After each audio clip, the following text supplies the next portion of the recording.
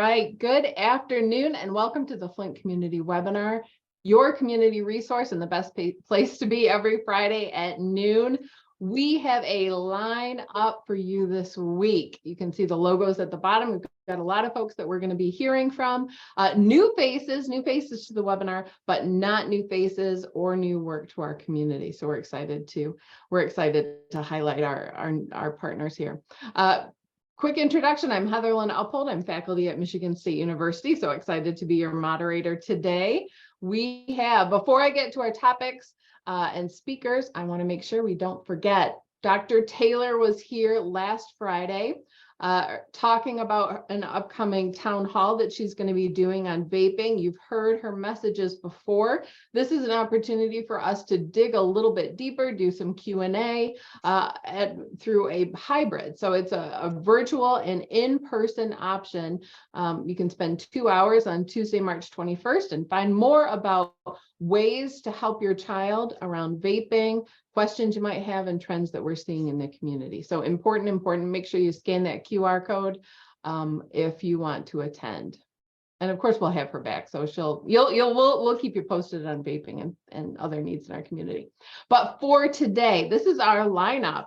So we have Becky Gaskin, who's going to be joining us. She's the executive director at the American Red Cross for East Central Bay, Michigan chapter. She's joined by Misty Bowers. Misty is the Director of Housing Programs at Catholic Charities of Shiawassee and Genesee counties. We're excited to hear from them.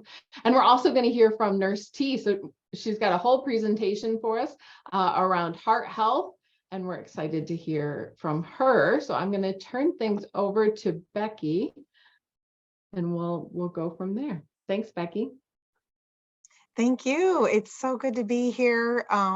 It's so great to be with some of my friends. So I've, like Heather Lynn said, I am the executive director. I've been with the Red Cross about 11 months. Next week, I will celebrate 11 months, and in April, it'll be 1 year. So in being here, I'm learning a lot. There's still a lot to learn, but I've been so inspired by the amazing work of our community partners like Misty, and so many community partners that align themselves with the work to help people during times of disaster, during times of need. And one of the first people I met when I joined the Red Cross was Nurse T. And Tarnisa and I have become fast friends, but she is a mover and a shaker, and she was able to just join us, and she said, I'm going to be a community volunteer leader. And since then, she has just helped with, I think, every line of service. And she's actually being trained with one of our esteemed board members right now to respond to disasters. And so Nurse T, thank you so much for all the work you're doing to help spread the mission of the Red Cross, and Misty. And I'm so happy to have met you and to be here today. So I'm going to share my screen. And so we are the American Red Cross. So when you say East Central Bay, Michigan chapter, what does that mean? That means we serve 10 counties. The Red Cross is really separated by divisions, and each state is a region. Not a lot of people know that. And within the state of Michigan, we have 6 chapters, and I serve the East Central Bay. That serves pretty much the thumb. If you're in Michigan, we're always like the thumb area. So it's the Aranac Bay, Genesee, Gladwin, Huron, Lapeer, Midland, Saginaw, Sanilac, and Tuscola counties. So I'm proudly serving just with amazing volunteers. When you hear that we can't do our work without our volunteers, that's absolutely the case. 90% of the workforce are volunteers. I'm inspired every single day by the volunteers who come in and are willing to learn about the Red Cross, how we can prevent and alleviate human suffering in the face of emergencies. And so they inspire me, and them and our donors and the leadership of our board. They just encompass the mission of the Red Cross. So March is Red Cross Month. That's why I was so happy to be here, especially on St. Patrick's Day. That's why I'm wearing my green versus my red. Normally I would be in red, but March is Red Cross Month. I'm also celebrating St. Patrick's Day, but it's really part of American culture. It began 80 years ago when President Roosevelt declared March is Red Cross Month in honor of the people and the volunteers who respond to disasters when every time there's a need. So March is a time for the Red Cross to celebrate our treasured history and our volunteers, donors, the survivors of disasters, and the people who are ready to serve. I can't help but celebrate Clara Barton, the very founder. March is also International Women's Month. And I think what she had to go through 140 years ago to start the Red Cross as a woman. And she was an educator, so perfect timing to have Mrs. Ramirez, Carly Ramirez is joining us, kindergarten teacher from Lake Benton Schools. You're going to meet her later, but it's just perfect timing. And I have a passion for education. It was the early part of my career was spent in early childhood, where I taught preschool and at an early childhood center. So when I was looking up the Red Cross and thinking if I was a good fit, certainly the founder of Clara Barton with Clara Barton was like, okay, I get this, so, and she had a heart to serve and to help the military families and connect people after war, and really find the nurses to respond to our soldiers and after disaster. Fun fact, when she was forming the Red Cross in 1881, the very first disaster, the Red Cross was in Michigan. There was major fires in the Thumb area. Not a lot of people know that. And unfortunately, like 300 people lost their lives. We were able to service 14,000 people with food and supplies. And it was at that time the nation realized that the Red Cross can respond to disasters. And so it's just a fun fact of the Red Cross history is that connection to Michigan. I'm not going to read through every slide. As you can see the numbers. We impact lives every single day, whether we're responding to disasters, we're training people with life-saving skills to sustain and save a life. It's about responding, being prepared, then we can respond and we can recover. We want to support our military families. We do that, and our international humanitarian services. And everyone thinks about the Red Cross, they think blood. Well, we do supply 40% of the nation's blood supply. Most people think there's this big cooler full of blood. There's not. The shelf life of blood donations is 5 days. So there's always a need for blood donors. It's so important when you think about March's Red Cross. The best thing you can do in March is give of your arm. It's that arm-to-arm journey of saving a life. And so we do those things with the Red Cross, and it's so easy to stand behind the brand, right? It's this #1 known nonprofit. So when I met the volunteers and my other co-workers, it was like, I can do this work. And so I'm really excited. I'm also being trained to be able to deploy and really help in times of need. And so part of the culture, it's our people, the culture in our community is to really stand beside diversity, equity, and inclusion.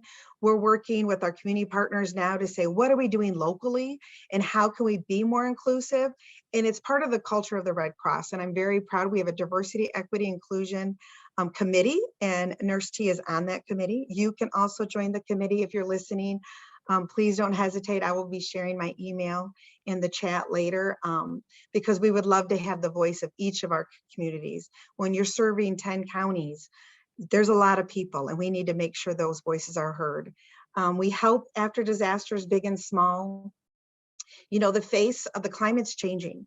And, we used to respond to disasters like every, few months. There'd be a couple disasters every year, where now it's every like 22 days. And since November 1st, we've responded to 83 disaster relief operations. And those are those large scales. You've seen us with Hurricane Ian. And we are in California now. We have opened 53 shelters. We have over 400 Red Crosser volunteers who have been deployed to California to respond. And we have 690 individuals in shelters currently. This person, actually, I love this slide. This is our bird chair. Cheryl Thompson, she is disaster trained. She became trained this year and she was deployed to Hurricane Ian. And that's her on one of the beaches serving, and she slept in the staff shelter. Sheltering isn't always pretty, but she was there and being that first face to help welcome people into that shelter for Hurricane Ian. So she's just a wonderful leader. And so I had to insert that picture. But what people don't realize too is the Red Cross, the daily disasters that we respond to daily is our home fires. Home fires create more deaths and fatalities than any other natural disaster. And so it's a huge piece of the Red Cross that people don't know or talk about, because it's just that. So we want to build awareness in March, of course, perfect timing. It's always good timing to really think about how can we prepare our families and individuals, and then how do we do that? How do we respond? It's really about providing those basic needs of food and shelter. Missy's going to be able to talk later when she talks about that work with Catholic Charities. She was a perfect partner to come on today, because when there's been a home fire, we show up on the scene. The fire department is there to respond to the fire, and we're there to respond to the needs of the family. And when they've lost everything, we want to provide financial assistance right away. We want to, and then we want to make sure they have their basic needs. And that's when we call our community partners and connect them to resources in the community, which is our Catholic Charities. They open up, like we had a multi-family fire, an apartment fire. It was right before Thanksgiving. The first person to call, Missy Bowers is calling, like, do you need us to open the clothing closet on the weekend, Thanksgiving? Her workers were probably wanting to be home with their family, and our volunteers mobilized to meet the needs of those families. So I listed some of the numbers in our slides. You can see that we responded to 92 families, and that's last year in 2022. Responding to 362 fires means almost a fire a day. And so we couldn't do that without the support of our volunteers. And talking about diversity and inclusion and equity, disasters don't look the same for every individual. We know that. So some 40% of the American population, if they're hit with a disaster or something that might cost them $400, that can change their whole life and the trajectory. And so we want to look at what we can do to help those people. And that's what it means by collaborating and really meeting those needs and what that looks like. So we were able to service 173 individuals with disabilities last year and 22 bed shakers. A lot of people don't realize when we give you a smoke detector, we can give bed shakers. So someone who's deaf or hard of hearing, their alarm is going to look different. It's going to be connected to the smoke detector on the wall. If it goes off, their bed will shake. And most fires happen at night. But we also have strobe lighting that we can connect to with those people with needs. And if they have a fire during the day, the lights will go off. And so it's a lot of people don't know we do that. This is free. And we, with the Red Cross, we were able to look at these type of disasters and what can we do and how can we, and we're capable of adapting. And so in 2014, when we looked at the fatalities with the home fires, and we saw that a working smoke detector can reduce fatalities by 55%, we had to do something. So this is our national numbers. I'm so excited. Just last month, we announced that nationally, the Red Cross has installed 2.5 million free smoke detectors and made over 1 million homes safer. And we see escape plans. When we go out and we install smoke detectors, we also talk to the families and educate them. Do you know the 2 best exits to get out? Do you have a meeting place in the backyard, especially if they have young children? So we have a lot of programs to prepare our families and our children. We have age appropriate curriculums. So last year, East Central Bay volunteers were able to install 1,626 smoke detectors last year, making 463 escape plans with families and making 674 homes safer. We have a way that everyone here can get involved in this. The Red Cross created we do this all year. We do smoke detectors all year. But during Sound the Alarm, it's a 3-week window where we try to mobilize more volunteers, recruit new volunteers, and you don't have to be trained. We will train you day of. So our kickoff this year is April 15th. We're kicking off here at our Flint headquarters.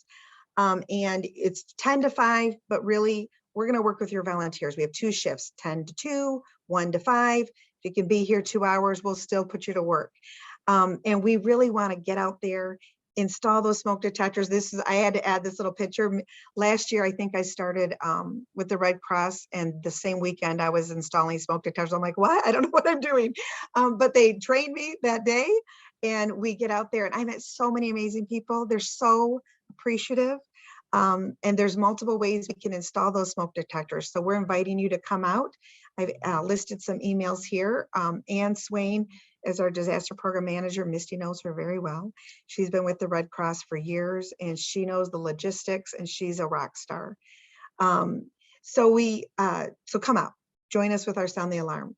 Also being prepared, disasters can take place at any time, any place. It can be a cardiac arrest. It can be a sucker lodged in a student's throat. It can be, anything. And so we want to teach our life-saving skills and our CPR and first aid. And when we do have people who are trained, and when there's a disaster that comes along and someone collapses, there's usually a crowd until a hero rises. And I'm going to get emotional because I love this teacher and I love honoring teachers and our educators. But when someone, it is a hero who says, I've been trained and I'm going to step forward and sustain or save a life. And so last year, so we honor those people and those individuals. So if you know someone who's used their CPR and first aid, whether trained with Red Cross or not, let us know. We want to nominate them and we want to celebrate them. And we offer life-saving awards. And we had a life-saving award recipient for extraordinary personal action with Mrs. Carly Ramirez. In January, we were able to really surprise her and with that at a school board meeting. And actually, my nephew came home from summer school and said, my teacher saved a life today. And I said, his name's Corbin. I'm like, Corbin, what happened? He goes, my friend couldn't breathe and she knew what to do. that was his like, and he's wearing, he's kindergartner. So he's wearing his Spider-Man swim trunks. And I'm like, she sounds like a hero. She's like, I know, right? And so I called the school and I said, we do life-saving awards. And I would love to see Mrs. Ramirez honored. And so they were able to nominate her. The Red Cross does the due diligence. These awards come from DC. It's come from our national headquarters. And we were able to honor her. And so I invited Carly to be here so she could just share what that was like to step forward. I'm gonna stop sharing so that Carly can share with us a little bit about what it was like to know how to respond and help that little girl. Well, thank you, Becky. Can you hear me? I know that's a weird question, but we have weird servers here at school, so I was getting trouble. Okay, thank you so much. So like Becky said, my name is Carly Ramirez. I am a 53-year-old kindergarten teacher, and I teach in Lake Fenton Community Schools at an amazing building called West Shore. And again, thank you, Becky. When she texted me, my immediate response was, good Lord, like, she's like, you're going to be famous. I'm like, stop. So they did actually do like the most epic surprise because as teachers or humans, really, I think people don't always do things for recognition, and that's okay. So it was our summer school program. And we have there were about 12 students in the classroom, and we were wrapping up, getting ready to leave, and we had a student in our classroom that had some special needs, and he was aid supported, and there was some things that were happening in the room, and a student came up to me, and I thought it was related to what else was happening in the room, and she was like flapping her arms at me, and so I looked at her and I said, "Are you hurt?" And she was holding a sucker with no dum-dum on the end of it. It was just the stick. And I immediately knew, now I might get choked up, what had happened. And she was sort of gasping. I could hear air, but I flipped her around and I first did the back thrusts and nothing happened. And then the aide, like, we locked eyes and we were looking like it's not working. So then I flipped her back around. No, I then removed my hands and I went up underneath her and I performed the Heimlich. I had to do it twice. And the first time, I believe I was too low because I remember hearing the aide say, move your hands higher. So I moved my hands a titch higher and gave one good thrust, I guess. And the sucker went boom, flying right across the room. The aide swooped over, picked it up, threw it away. The child and I sobbed. Corbin did see it happen, but I didn't realize that until Becky contacted me. But the other kids, it seemed almost surreal what was happening. But changed my life forever. Like, first of all, we don't have dum-dum suckers anymore. And I kind of have a little PTSD over it because you just forget how easily things can get lodged in our airways. And when you're a teacher, and I would have tried to know what to do had I not been trained, but because teachers are trained, I knew exactly what to do. And actually saved a child's life that day. So everybody thinks it's a pretty big deal. I'm a little more humble about it, I think. But I do know that it is a pretty big deal. And I just am grateful to the Red Cross for training us all those years ago and coming back and giving refreshers. And we even have a few staff members now that have searched out their own training, because now some of our training, honestly, sometimes comes online, not necessarily from the Red Cross, but we have lots of teachers are trained on all kinds of things. And until you do it, like with back in the day, of course, it was Annie, but you know, when you actually practice that, seeing a video of it is a little bit different. But so we're just really grateful. The parents are extremely, of course, grateful. And I just don't ever, ever, ever want to do it again. Like I literally, like no dum-dum suckers. Kids come back from different event or different special classes and they're holding suckers and they just look at me and they know and they put it right in their backpack. Because I don't want to like control what everybody does, but if I could have a sucker-free building, I would 100% have a sucker-free and hard candy building. So anyway, that's my story. Thank you so much. Teachers are amazing. They're, you know, they don't get enough recognition. So when I heard about this, I'm like, we need to celebrate not only teachers, the life-saving, you know, events that took place. She was trained, she knew what to do, but just teachers in general, our educators are, you know, they're shaping our next generation. So thank you, Carly. We go way back. I've known her for a long time and have the Long most time. respect. So, Well, thank you you, know, Becky. I so it do was just appreciate perfect, a full circle moment for me that I'm at the Red Cross and I can honor not only, you know, esteemed teacher, but a friend. So it was just perfect.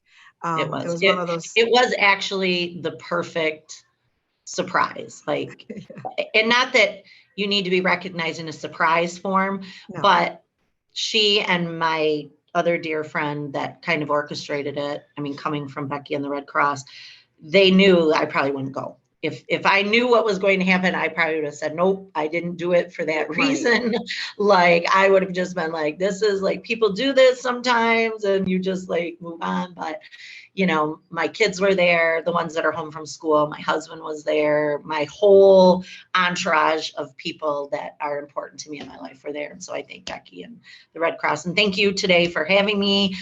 Get trained if you're not. Yes.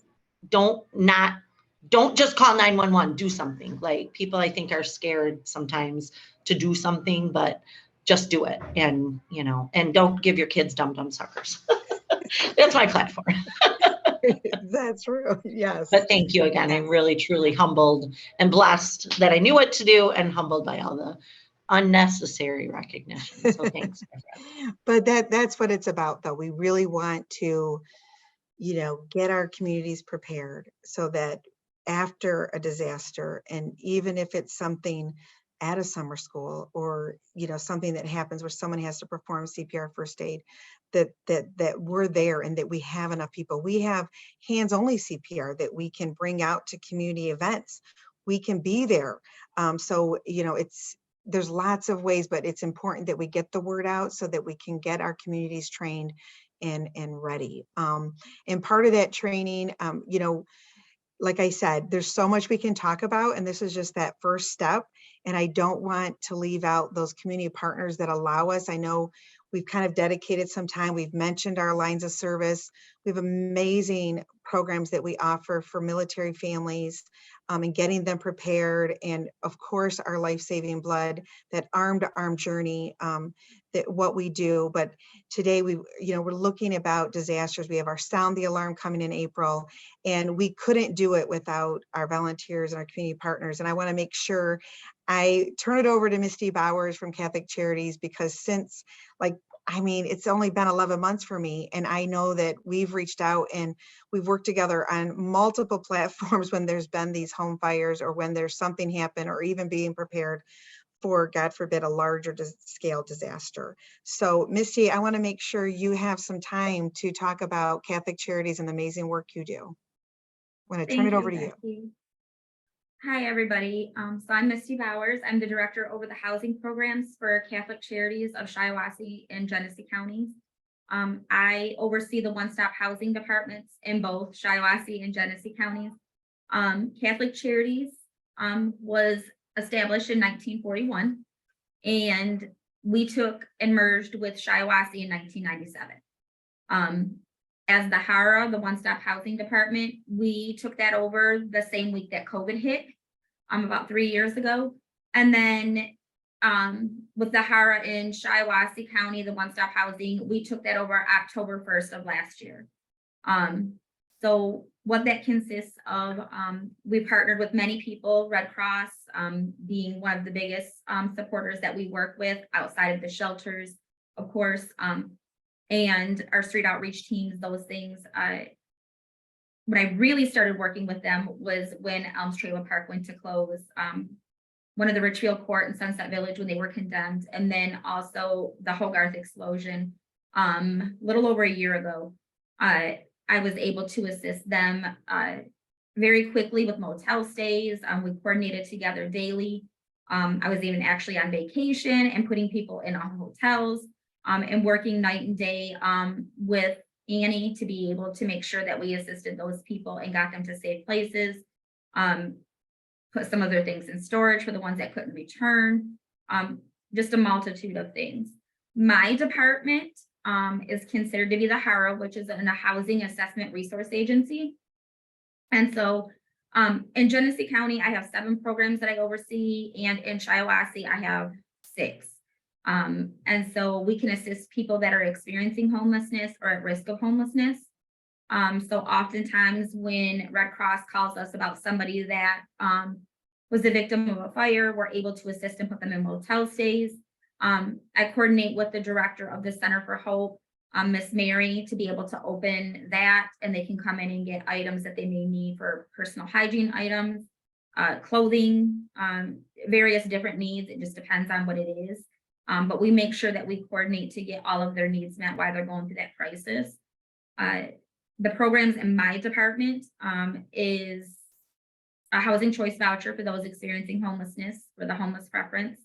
And then, of course, we have emergency housing vouchers. We have a moving up pilot program through MiCHWA.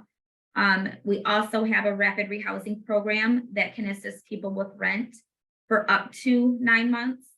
And they still keep their homeless status to qualify for the housing choice voucher program.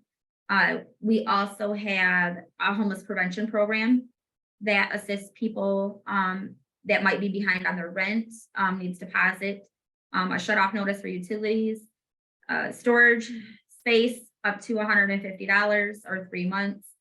Same thing with moving costs for a U-Haul, birth certificates, IDs. We coordinate and send referrals out to many other organizations.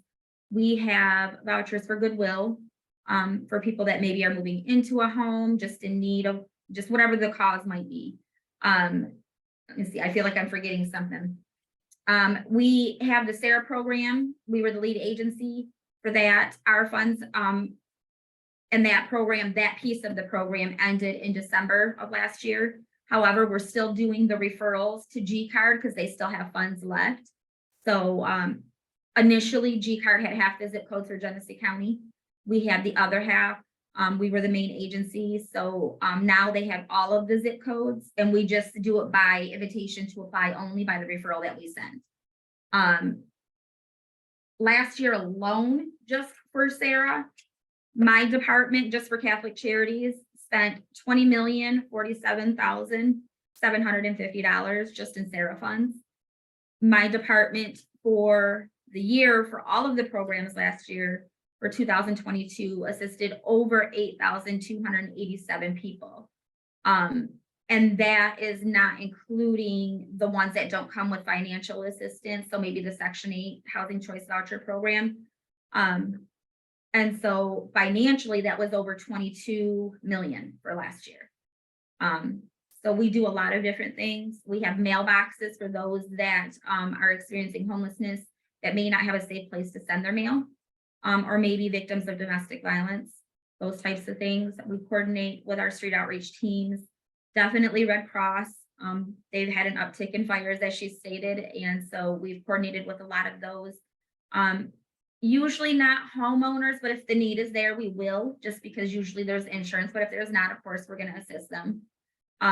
But people that are displaced and have nowhere to go, maybe where they're not covered by insurance, renters, and don't think to get renters insurance, things like that.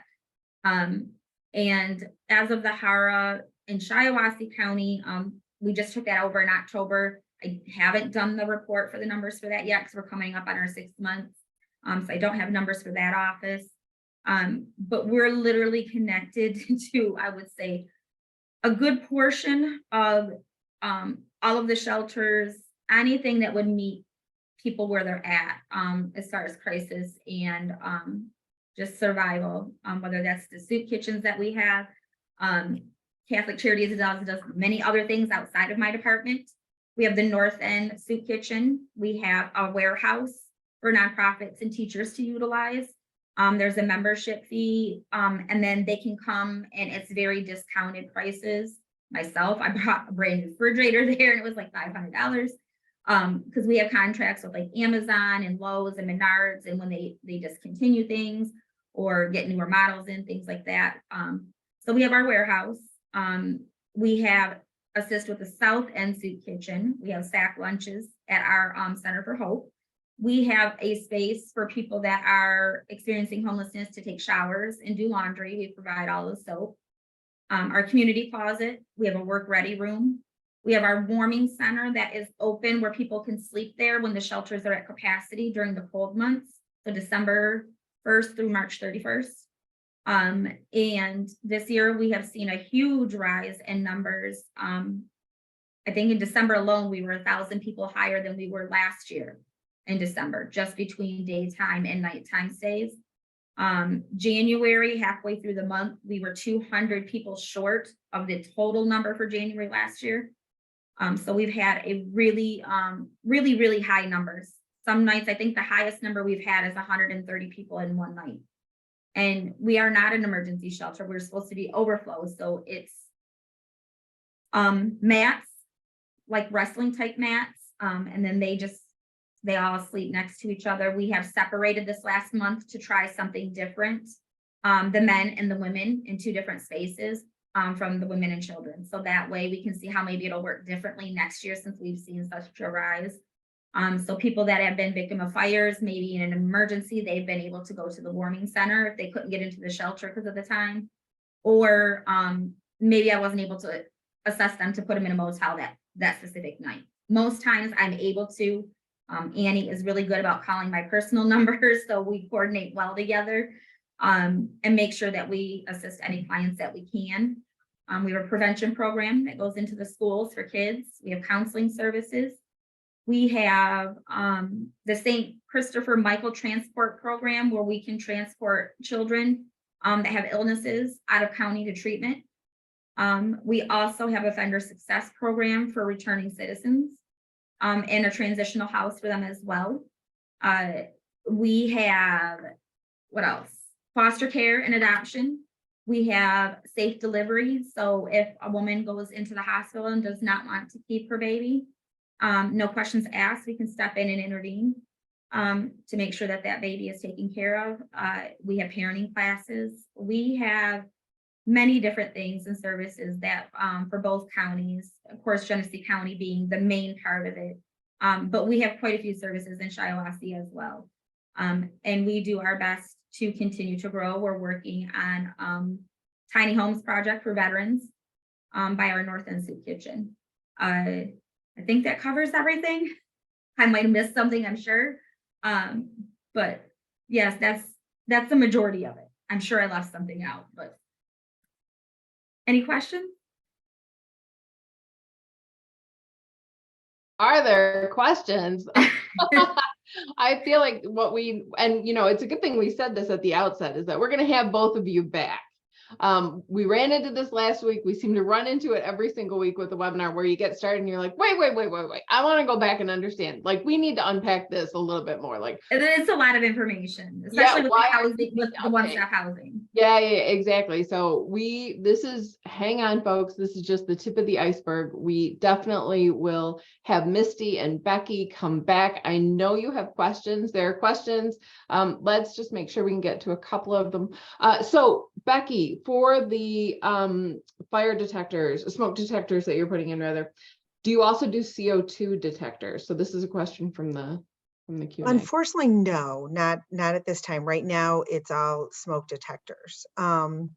We are trying to work with organizations to have them also, but right now it's smoke detectors, smoke alarms. Okay, all right, so more to come. There's also been a request, Misty, for your information. So if you could say your email address, Becky, I don't know if you can say yours too. We can put it in the chat too, so folks can get it. And one last question. If someone is experiencing a fire, so they've had a fire at their home or, mobile home, something like that, what's the process? Do they call the Red Cross themselves, or how does that work, Becky? Typically, if there's been a fire, the fire department calls the Red Cross, and our volunteers go out middle of the night and we meet the families at the home. If there's been a fire and we find out afterwards, we have caseworkers and we try to find them and try to locate them. So we really work closely with the fire departments who let us know there's been a fire. So then we try to reach those families. And so many times we're meeting them at that moment during that time, or we've contacted them later and we provide some financial assistance immediately, whether, it doesn't matter about their income level. We provide financial assistance, and we want to be able to help them. And then if it's been a total loss, we try that financial assistance might be able to put them up in a hotel for a few nights, get them some food, and then we work, or even those clothing, and then we try to help them with that recovery process. And we have many different caseworkers. We have spiritual caseworkers, healthcare caseworkers, and spiritual and mental health. And so if they've, children who've experienced a home fire, that's very traumatic. And so we have care kits specifically for children. And then we try to work with them and get them resources for that. Awesome. This is what I love about the webinar. While we're talking about this, 3 different messages just came up about CO2 detectors. 1 in the Q&A, 2 in the chat. Everyone's chiming in. I absolutely love it. So Battle Foundation, I guess, or the Richard Battle Foundation can help with CO2 detectors. Sounds like another topic that we have to add to the webinar. So we'll get that information. Yeah, that's great. Yeah, I know, right? So we can make sure to include that. Nurse T, your name was woven throughout this entire presentation. So we also, before I let you go, Becky and Misty, I know that Becky, you're doing work around sickle cell. Yes. As well as Nurse T is doing work in that area too. So I want that to be on everyone's radar. So knowing that we're going to be talking about that in the coming weeks and including some additional Red Cross folks in that conversation. Yes, I was going to say, before we end, just remember one of our largest initiatives right now is really educating, advocating with our sickle cell initiative, and Nurse T has been phenomenal and a great partner for that. And so we welcome that conversation to come back. And thank you. If, don't hesitate to reach out if you want to become one of the many volunteers who help support our chapter. Cool. All right. And any last minute thoughts, Misty, that you'd like to share before we move on to hear more about heart health? And not at this moment. Okay. All right. So I put my information in both the chat and the Q&A. Perfect. We'll make sure to grab that. Thank you. All right. Thank you both. As we move on, we're going to hear from our own Nurse T. She's got some wonderful, I was scoping out your slides, Nurse T. Like, you've got some really exciting information, helpful information for us. Good afternoon, everybody. I am so happy to be here. Great presentation from my friends at American Red Cross, Catholic Charities. Thank you for sharing the information, and congratulations to the teacher that was the hero. What I want to talk to you today about is heart health awareness. As you can see, healthy conversations with Nurse T. I did put a disclaimer though. I'm keeping it real, radical, and relatable. I want our conversation to be educational as well as relatable to our audience in a way that they can comprehend and understand heart health awareness and the value of it. Next slide, please. I am Tarnisa Martin, patient resource and community advocate for Hurley Medical Center.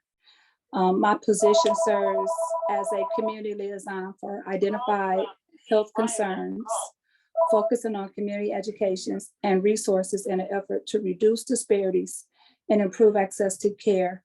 A couple of years ago, after the pandemic, my CEO met with Michigan Hospital Associations and other hospitals in the surrounding area, and they wanted to do something about our community and to help our community with disparities. So instead of creating another Suite C position, she created this position. I have been a nurse for 22 years, many roles, which include cardiac, renal, case management, drug detox, adjunct clinical nursing instructor for both Baker and U of M. Prior to transitioning into this role of patient resource community advocate, I was a nurse manager of a 50-bed medical unit for 12 years, caring for a diverse group of patients with multiple morbidities. I want to stop right there. Being on that unit gave me an opportunity to connect and to care with a lot of patients. As well, I got to see a lot of patients with multiple morbidities, a lot of patients that came in with health concerns, and there were a lot of questions.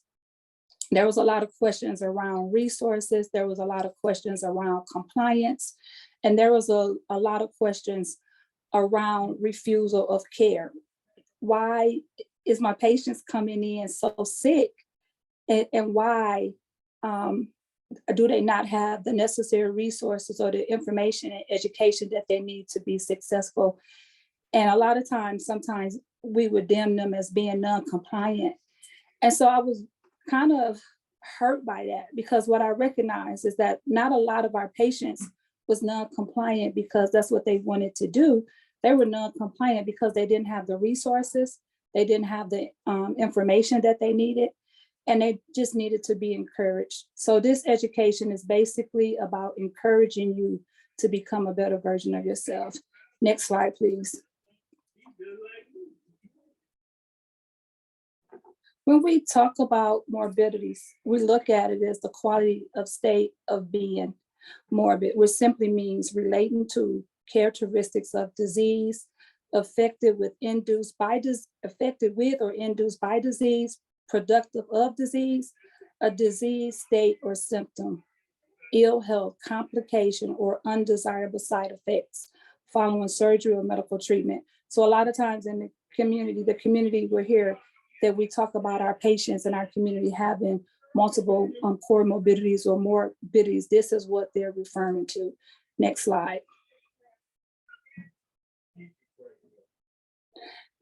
The value of your heart. I am here to talk to you today about the value of your heart. If you take nothing else from me, remember this slide, the value of your heart. Your heart has value. Your heart matters. It is the muscle at the center of your circulation system, pumping blood around your body as your heart beats. The blood sends oxygen and nutrients to all parts of your body and carries away unwanted carbon dioxide and waste products. Next slide.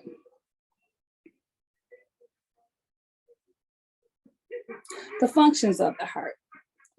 Pumping oxygenated blood to other body parts. Circulating hormones and other essential substances to different parts of the body. receiving oxygen, pour blood, and pump into the lungs for oxygenation, transporting waste products from the body. It controls the rhythm and speed of your heart.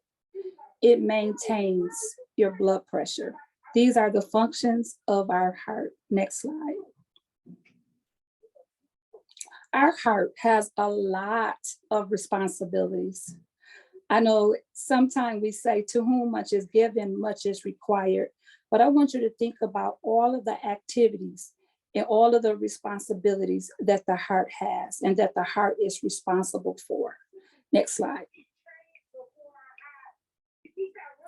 The heart's main function is to move blood throughout your body. I use this semi-truck because everybody knows that a semi-truck transport, it delivers, it's big on the road, and it has to stay focused. It has to know where it's going. So even though we see this big, mighty truck, our heart is just moving that much volume and value in our body. But the thing about our heart is as small as a fist. It's small but mighty. Next slide. How does heart disease impact our community? Why am I so passionate? Why are we so passionate? Because of the impact that heart disease have on our community.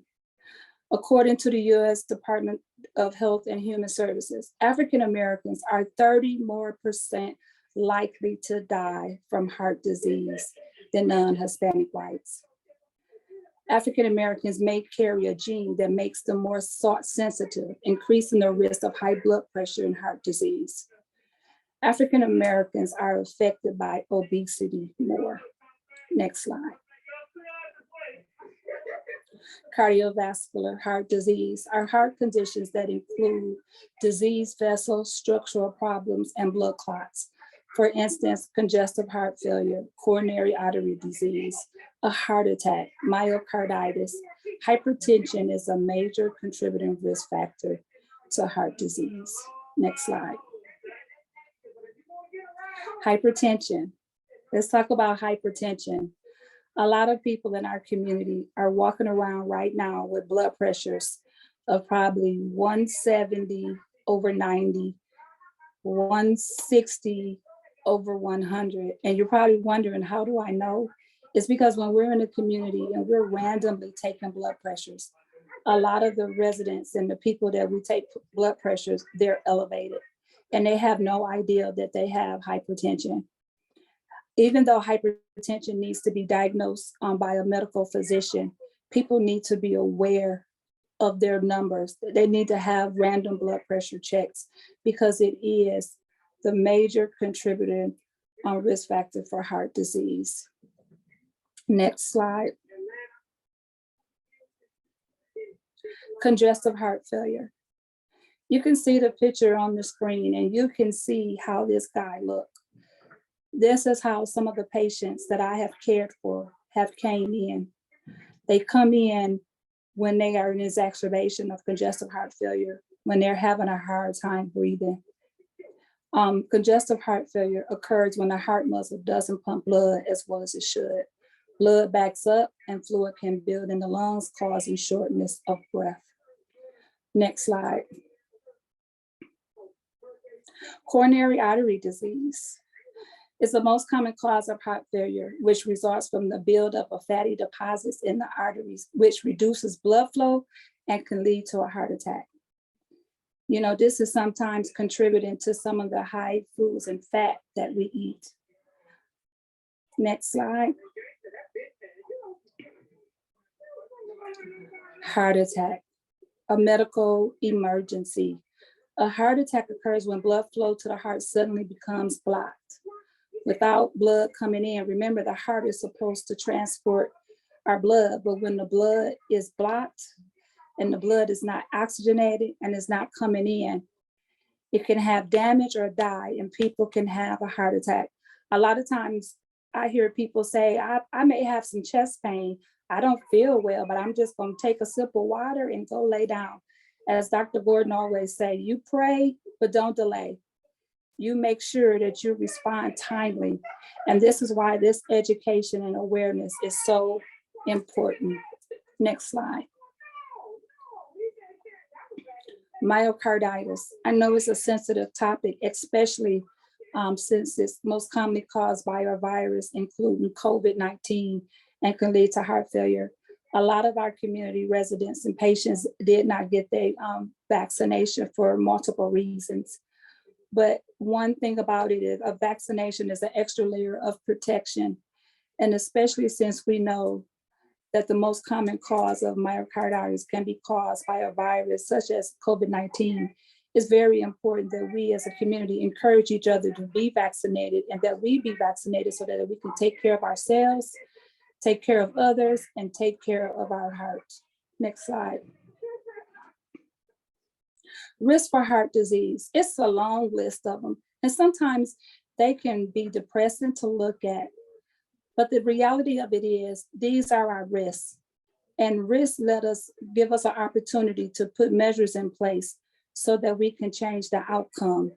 Overweight or obese, smoker, high sodium diets.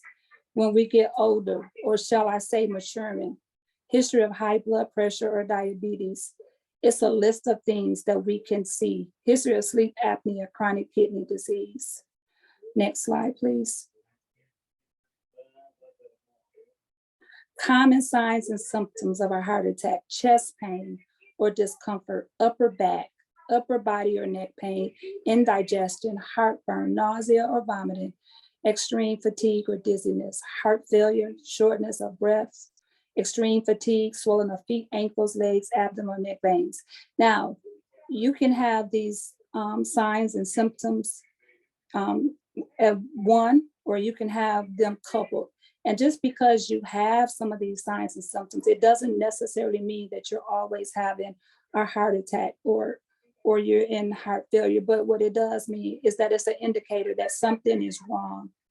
And if you have crushing pain in the middle of your chest and you're diaphoretic and you have pain radiating to your left arm, and sometimes it can even radiate to your right arm, it's possible that you could be having a heart attack. If you've been watching your weight and then all of a sudden your legs and feet start swelling and you don't have any way to explain where that fluid is coming, it's a possibility that it could be heart failure.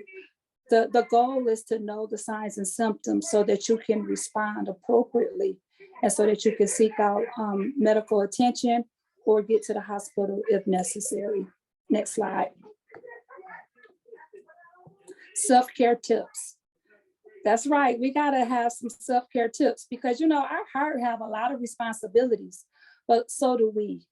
We have responsibilities to help our heart and to value our heart so that we can become healthier version of ourselves.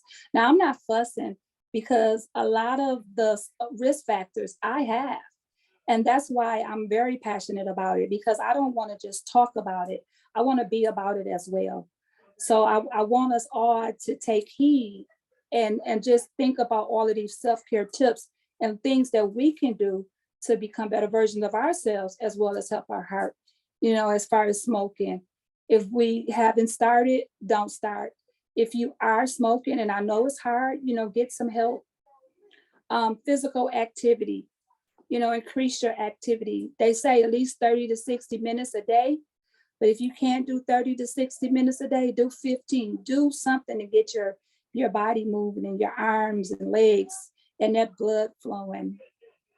A healthy weight, knowing your weight, monitoring your weight, quality of sleep, manage stress. Stress can be a huge indicator. Stress. A lot of us are stressed because of our jobs, because of the pandemic, because of our kids, relationships, just whatever your stress levels could be. Just make sure that we're putting in measures to manage stress. Know your cholesterol levels. And if you have a history of high blood pressure, make sure you know your numbers and make sure you keep your blood pressure under control. Next slide.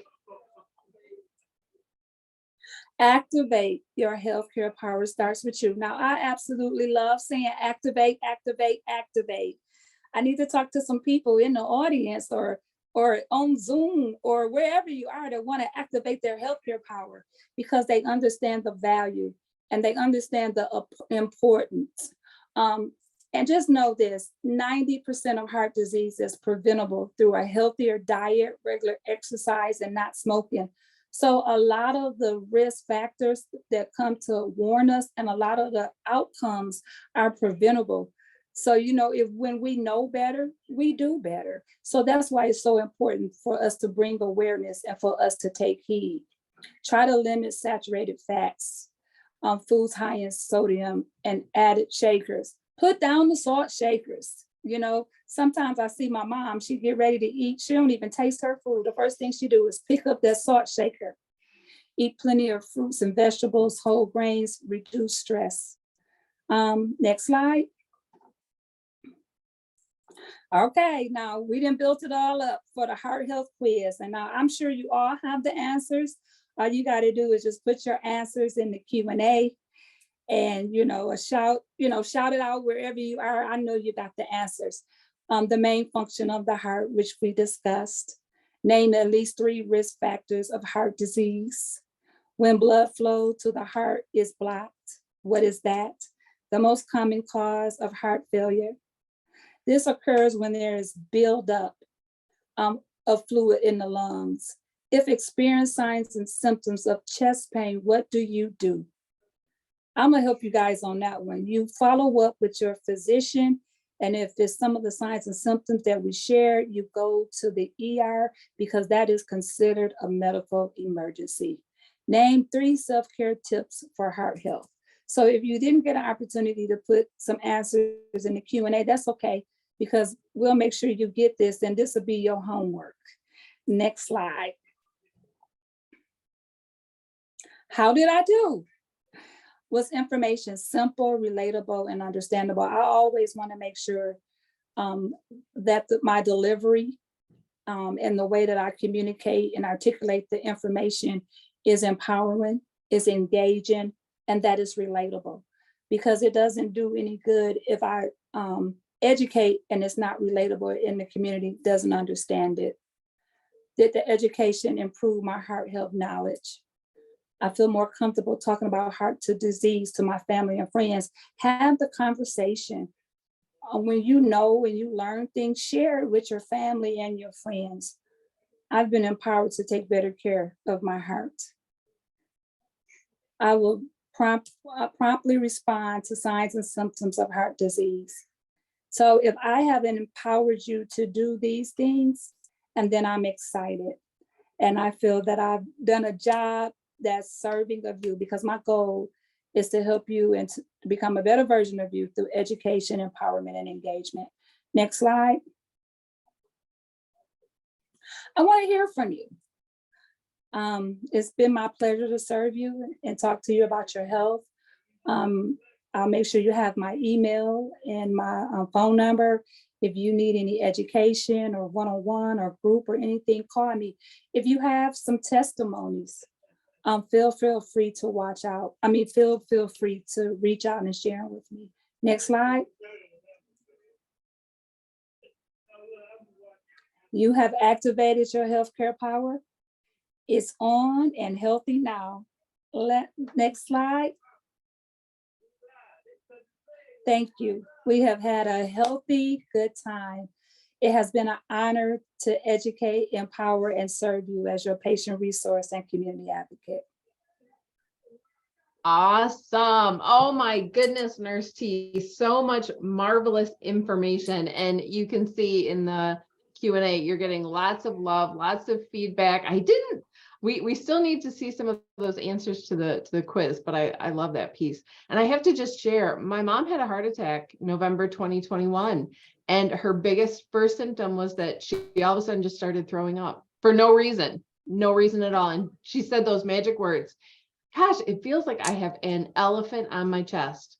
And we took her straight to the emergency room, and she's fine by the grace of God, but such important information, such important information. I'm looking at the clock. It is 12:59. We have run the gamut of so much information. And I want to make sure that we emphasize this because we have this slide every single week, but we don't always get a chance to really talk about what's on it. We want to hear from you, just like what happened with where the question went in the Q&A, like, hey, can you get CO2 detectors? And then all of a sudden everyone was like, yes, and here's how you do it. And so this wonderful connection happened right here on the webinar. So bring it, like whatever, topics. Is there someone that's not been on the webinar that needs to be here? There's always room. So we want to make sure that we make that available. Also, don't forget, there is that vaping 101 opportunity, completely free. There's going to be refreshments, lots of organizations there that you can talk to. This is focused on kids, but you can definitely include others. So this is an open forum. So make sure that you head to that. Huge thank you to our partners. I feel like we're missing some logos, so we got to make sure that we do that. But we wouldn't be here without our partners and friends. CEU, so community health workers, you are always in our heart and with us. We want to make sure that you get those CEUs. Make sure you fill out that information that's going to pop up once you exit the webinar. Follow us on Facebook. If you missed a webinar and you want to get more information, go to our YouTube channel and check it out. It's always there, and make sure you share it with those you know and that you love. So wonderful webinar. We look forward to seeing you next week. Thanks.